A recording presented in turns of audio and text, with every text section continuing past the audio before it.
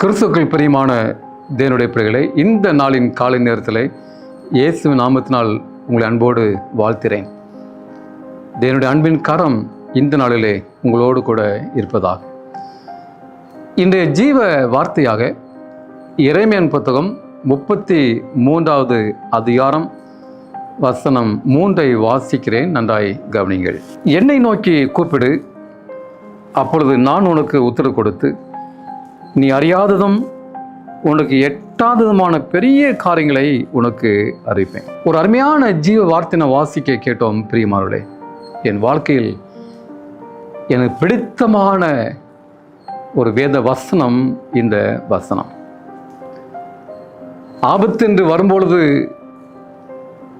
உடனே நம்ம அழைக்கக்கூடிய ஒரு அழைப்பு, ஒரு நம்பிக்கை, ஒரு ஆறுதல், ஒரு பாதுகாப்பு இந்த வசனத்தில் இருக்கிறது. என் ஊழியத்தின் ஆரம்பத்திலே 1966ஆம் ஆண்டிலே எண்ணூர் பகுதிக்கு நான் அழைக்கப்பட்டேன் ஊழியத்திற்காக. சென்னையில் எண்ணூர் பகுதியிலே அங்கு சபை இல்லை. ஊழியத்தின் ஆரம்பம் பொருளாதார பிரச்சனை, சரியான ஒரு உணவில்லை, ஆத்துமா இல்லை. ஒரு வருடம் கழிந்தது. எனக்கு ஒரு சிறிய மகன், 3 வயது ஒரு மகன். ஒரு வாக்கியத்தை வாசித்தேன். எனக்கு இருந்த என்னுடைய பகுதியின் தலைவர் அவர்கள் அந்த வாக்கியத்தை எனக்கு கொடுத்தார்கள். இயேசு கிறிஸ்து இரத்தம் சிந்தினார், நான் கண்ணீர் சிந்துவேன் என்ற வாக்கியத்தை அவர்கள் சொன்னார்கள். இதை வைத்து நான் கண்ணீர் சிந்த ஆரம்பித்தேன். அருகாமையிலே அந்த கடற்கரையிலே அதிகாலை 3 மணிக்கு, 9 மணி, 12 மணி, 3 மணி, 6 மணி, 9 மணி என்று ஒரு 3ஆம் மணி வேலைக்கு சென்று அந்த கடற்கரையை நான் ஜெபிப்பேன். 1 வருட காலமாக ஜெபித்தேன். ஆண்டவரே, நான் என்ன செய்வது? எனக்கு ஆத்துமாக்கள் வேண்டும். இந்த எண்ணூரிலே ஒரு சபை கட்ட வேண்டும், ஒரு இடம் வாங்க வேண்டும். நான் ஒன்றுமில்லாதவன், நான் ஒரு பேதை என்று நான் ஜெபித்தேன். பிரியமானவர்களே, தேவனுடைய என்னுடைய ஜெபத்தை கேட்டார். அங்கே ஊழியம் நடைபெற்றது. அநேக மக்களை கொடுத்தார், ஆத்துமாக்களை கொடுத்தார்.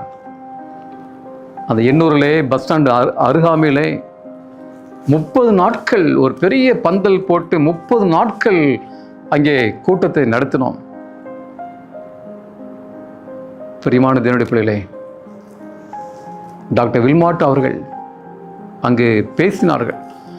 42 ஆத்துமாக்களை கொடுத்தார்கள். இன்றைக்கும் அந்த ஊரில் ஒரு சொந்த இடம் வாங்கப்பட்டு அங்கே சபை நடந்து கொண்டு வருகிறது. பிரியமானவர்களே,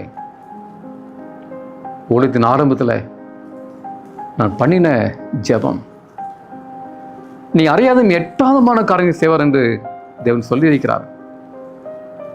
உங்கள் வாழ்க்கையில் எட்டாத காரியம் இருக்கிறதா? முடியாது என்ற ஒரு காரியம் இருக்கிறதா? நீர் கைவிடப்பட்ட நிலைமையில் இருக்கின்றீர்களா? யாருமே எனக்கு இல்லை, துணையில் என்று நினைக்கிறீர்களா? என் பலகீனம் இருக்கிறது என்று நினைக்கிறீர்களா? நான் என்ன செய்வேன், எப்படி வாழப் போகிறேன் என்று நினைத்துக் கொண்டிருக்கிறீர்களா? பிரியமானவர்களே, ஜெபிங்கள், நன்றாய் ஜெபிங்கள். உங்கள் வாழ்க்கையில் ஆண்டு பெரிய காரியங்களை செய்வார். வனாந்தரத்தில் வழி உண்டு பண்ணக்கூடிய ஆண்டவர், நீரூற்றை உண்டு பண்ணக்கூடிய ஆண்டவர் உங்கள் வாழ்க்கையில், வனாந்தரமான வாழ்க்கையில் ஒரு வழியை உண்டு பண்ணுவார், ஒரு நீரூற்றை நமக்கு காண்பிப்பார். இதற்கு காரணம் ஜெபம். ஜெபிங்கள். கர்த்தர் உங்களை ஆசீர்வதிப்பாராக. நம் கண்களை மூடி ஜெபம் செய்வோம். எங்களை அதிகமாய் நேசிக்கிற அன்பின் ஆண்டவரே, இந்த நல்ல வேலைக்காக நன்றியோடு உங்களை துதிக்கிறோம் அப்பா, போற்றுகிறோம் சாமி. ஆண்டவரே, இந்த செய்தியை கேட்ட நம்முடைய பிள்ளையை ஆசிர்வதிங்க.